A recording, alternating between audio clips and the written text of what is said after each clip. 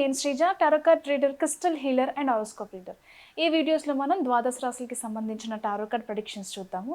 అలాగే మీలో ఎవరికైనా సరే టారో కార్డ్ రీడింగ్ కోర్స్ కానివ్వండి, crystal healing, learning about crystals, అలాగే హారోస్కోప్ రీడింగ్ కావచ్చు, స్విచ్ బోర్డ్స్ థెరపీ కానివ్వండి, చక్ర హీలింగ్ కోర్స్ కానివ్వండి, ఎవరైనా నేర్చుకోవాలనుకుంటే స్క్రీన్ మీద కనిపిస్తున్న నంబర్స్కి కాల్ చేసి లేదా వాట్సాప్లో మెసేజ్ చేసి కోర్స్ కంటెంట్కి సంబంధించిన వివరాలు అడిగి తెలుసుకొని జాయిన్ అవ్వచ్చు.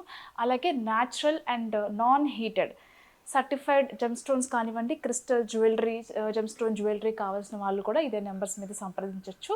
Thank you so much. ఈ ప్రొడిక్షన్స్ మనకి డిసెంబర్ 8వ తారీఖు నుంచి 14వ తారీఖు వరకు కూడా వర్తిస్తాయి. వృషభ రాశి టారో కార్డ్ ప్రొడిక్షన్స్ చూద్దాము.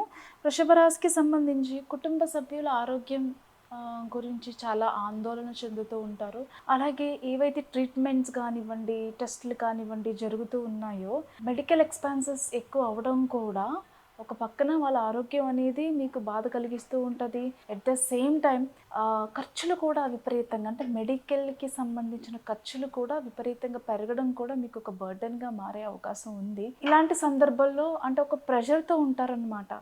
ఎందుకు అన్ని సమస్యలు ఒకేసారి వచ్చాయి, నాకెందుకు వచ్చాయి అనే బాధతో కుమిలిపోతూ ఉంటారు.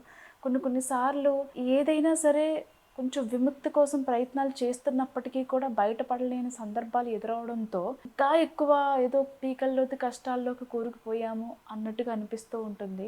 ఒక్కొక్కసారి ఎవరికి చెప్పకుండా బాధని మీలోనే దిగమింగుకొని మీలో మీరే బాధపడే సిచ్యువేషన్స్ అనేవి ఉంటాయి.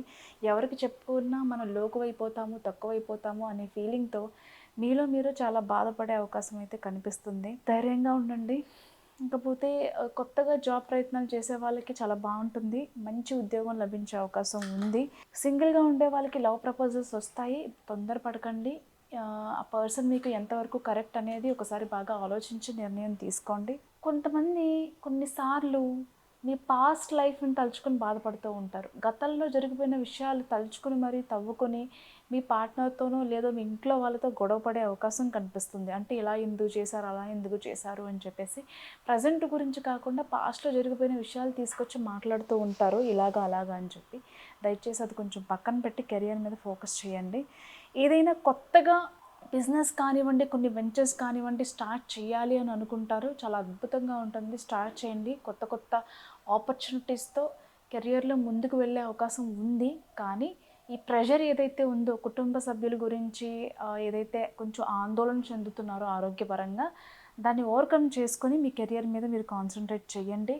పెట్టుబడులు కానివ్వండి, భాగస్వాములు అంటే పార్ట్నర్షిప్ బిజినెస్లు కానివ్వండి, మీరు ఓన్గా చేసే బిజినెస్ కానివ్వండి, ఏదైనా బాగుంటుంది. బట్ కాన్ఫిడెన్స్ మాత్రం చాలా అవసరం. అలాగే పేషెన్స్గా ఉండడం చాలా అవసరం. Promotions, salary increment, onsite opportunities కానివ్వండి, ట్రాన్స్ఫర్స్ కానివ్వండి, అన్నిటికీ చాలా అనుకూలంగా ఉండబోతుంది. అలాగే కుటుంబంలో కొన్ని శుభవార్తలు వినే అవకాశం కనిపిస్తుంది. అంటే గతంలో మీరెవరికైనా అప్పుగా ఇచ్చిన డబ్బులు తిరిగి రావడం కానివ్వండి, పెట్టుబడి పెట్టిన డబ్బులు లాభం రానివ్వడం కానివ్వండి, ఇలాగా ఈ వీక్లో ధనలాభం అయితే కనిపిస్తుంది. All the best.